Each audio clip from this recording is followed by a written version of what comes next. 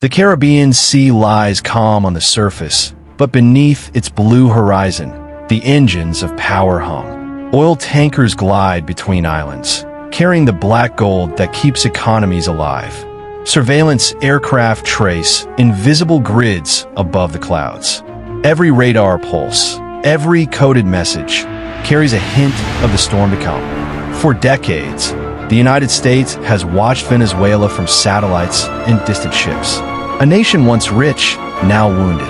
A country blessed with vast oil reserves, yet haunted by political collapse. Each year the crisis deepened, and each year Washington's patience thinned. In 2025, the tension that had simmered for years began to boil. Economic sanctions strangled Venezuela's exports. Inflation soared beyond imagination. Supermarket shelves emptied, and the people took to the streets. Protest met tear gas. Hope met fear. The government clung to power while the nation crumbled beneath it. Far north, in the Pentagon Situation Room, intelligence analysts pieced together images from space. Satellite feeds revealed growing Russian presence in Venezuelan ports. Cargo ships marked with foreign insignias unloaded crates under the cover of night. Inside them lay advanced radar arrays, surface-to-air missiles, and spare parts for aging jets. The United States read the message clearly. Foreign powers were reinforcing a government that stood defiantly against Washington's influence. The U.S. Southern Command began a quiet buildup. In Puerto Rico, aircraft were armed and refueled. In Florida, amphibious units rehearsed coastal landings. Naval groups maneuvered through international waters, keeping just beyond the limit of provocation. Caracas broadcast its defiance on every frequency. State television showed soldiers marching through plazas, raising the national flag beneath storm clouds. The leadership proclaimed strength, but behind the grand speeches, the economy bled. Power outages darkened entire provinces. Hospitals ran on generators. Fuel lines stretched for miles. As the nation's heartbeat faltered, militias loyal to the regime began patrolling the streets. They watched, listened, and silenced. Rumors of rebellion echoed through the neighborhoods. Underground networks formed among the hungry and the hopeless. Their whispers carried a single phrase: change is coming. Across the ocean, the CIA's clandestine operatives gathered intelligence from informants inside Venezuela's crumbling bureaucracy. Maps of air defense zones, troop deployments, and fuel reserves filled classified briefings. Every scrap of data pointed to the same conclusion. The Venezuelan military was weaker than it appeared, but still dangerous if cornered. The White House authorized Operation Sentinel Watch, a full-scale surveillance campaign stretching from the Florida Keys to the mouth of the Orinoco River. Spy planes traced invisible circles over the Caribbean. Submarines lurked beneath trade routes. Satellites relayed live feeds of coastal batteries and airfields. Late one humid evening, a Venezuelan Su-30 fighter jet locked its radar onto an American reconnaissance aircraft flying near international boundaries. The U.S. pilot held course. For 40 seconds, two nations stared at each other through the language of radar. Then the signal faded, and both planes turned away. Nothing was fired, but the message was sent. The air between them thickened with suspicion. Meanwhile, the oil market trembled. Sanctions restricted Venezuelan exports, forcing tankers to sail under false flags. American corporations calculated losses, and energy advisors warned of global instability. Behind closed doors, discussions shifted from diplomacy to contingency. The U.S. Navy's Carrier Strike Group 12 received orders to move south. The USS George Washington led the formation, its deck loaded with strike fighters and surveillance drones. Destroyers and supply ships followed in formation, their wakes carving white scars across the blue expanse. From the bridge, officers watched the sun fall over the horizon like a silent warning. On Venezuelan soil, soldiers assembled near coastal fortifications built decades earlier. They cleaned rusted cannons, tested communication lines, and painted slogans across concrete walls. No surrender, The command knew the imbalance of power, but believed the terrain and spirit of their people could slow any foreign invasion. In the capital, propaganda grew louder. National radio stations declared that the empire in the north plotted to steal Venezuela's oil. Massive rallies filled Caracas streets as the leadership promised resistance. Yet, deep inside government offices, panic lingered. Food reserves dwindled. Currency collapsed.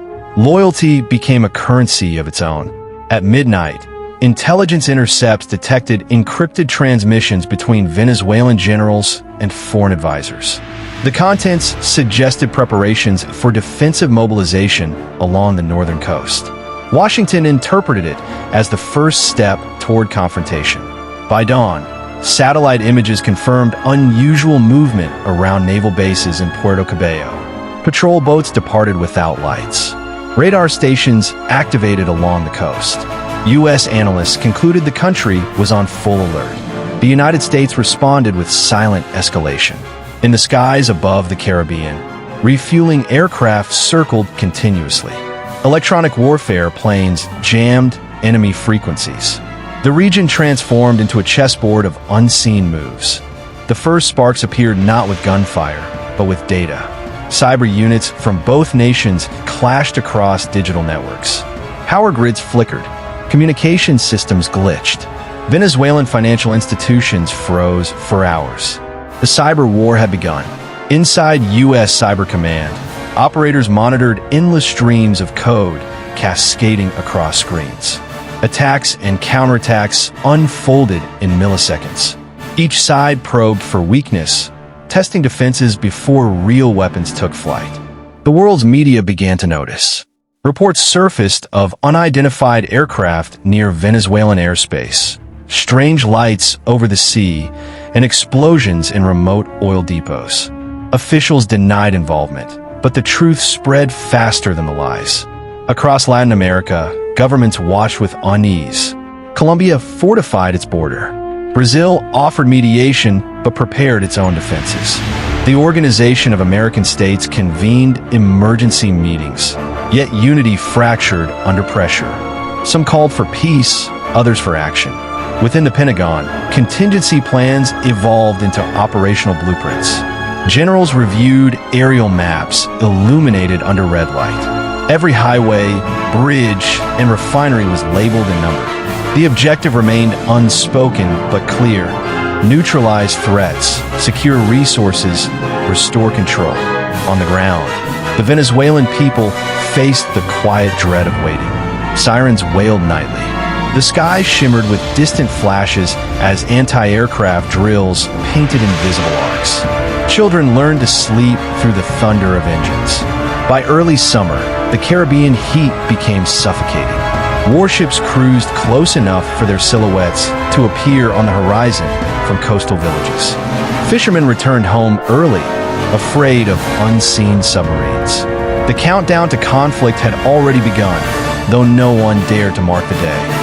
As July approached, Washington's intelligence confirmed new missile deliveries from foreign allies to Venezuela's main airbase. The shipment violated international sanctions.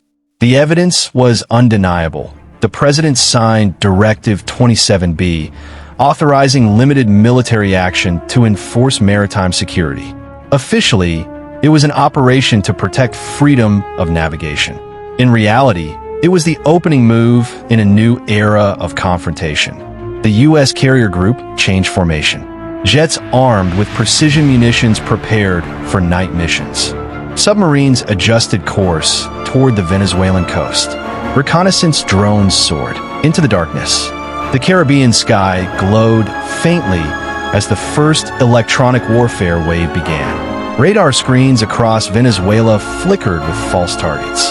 Communications jammed. Confusion spread through command centers. Soldiers raced to positions, unsure of what was real. Then silence fell, a silence that felt heavier than sound. The storm had arrived. The sky above the Caribbean turns crimson before dawn. Over the horizon, a formation of American bombers hums across the dark water, invisible to radar, silent to the world. Each aircraft carries precision ordnance designed to blind an enemy before it can see. The order has been given. Operation Sentinel Watch becomes Operation Iron Storm. At 4:15 hours, the first wave reaches the Venezuelan coast. Electronic warfare pods ignite the air with static. Every radar screen within 200 miles bursts into snow. Command posts lose contact with their patrols. In that instant of confusion, the bombers descend. Explosions ripple along the shoreline. Fuel depots detonate like miniature suns. The shockwave rolls through the fishing villages of Falcon and Carabobo. Windows shatter. Alarms scream. The war that no one believed would come has arrived. In Washington, live feeds stream across walls of monitors. Generals observe the unfolding storm in silence. Coordinates flash. Targets fade. Reports confirm impact. The president authorizes Phase 2. Cruisers positioned in the deep Caribbean launch a second salvo. Dozens of Tomahawk missiles arc through the sky, their contrails glowing white against the pre-dawn clouds. Each one finds its mark: radar domes, command towers, ammunition stores. The Venezuelan coastal network collapses within 30 minutes. On the ground, soldiers stumble from bunkers choking on smoke. Communications fail. Orders vanish in a static. The chain of command fractures as commanders struggle to reach headquarters that no longer exist. At sea, Venezuelan patrol boats attempt to intercept what they cannot see. Their outdated sensors scan empty horizons. Within minutes, they become silhouettes engulfed in fire. The Caribbean swallows the wreckage. Caracas wakes to thunder. The capital trembles as shockwaves echo through the mountains. People pour into streets beneath skies streaked with flame. Power grids fail. Darkness spreads across districts once alive with neon. Inside hardened bunkers beneath the city, the leadership declares total defense. State television, operating from backup generators, broadcasts defiance to a terrified population. The message is short, almost desperate: resist at all costs. American drones arrive by the hundreds. High above the clouds, their sensors map every street, every column of smoke. Artificial intelligence systems on board U.S. carriers analyze targets in real time. Each building becomes a coordinate, each movement a potential threat. By noon, the U.S. Marine Expeditionary Unit begins its advance. Amphibious craft break through surf under air cover. Rotor blades whip salt and dust into the air. The first boots touch Venezuelan sand near Puerto Cabello. The invasion is no longer theoretical. It is physical, loud, and unstoppable. Engineers secure a beachhead while A-10 Thunderbolts circle above, hunting enemy armor. Every gunner knows the mission: neutralize resistance before nightfall. Venezuelan artillery retaliates from inland ridges. Shells roar overhead, landing short, sending geysers of mud into the sea. U.S. counter-battery systems respond within seconds. Precision strikes silence the guns one by one.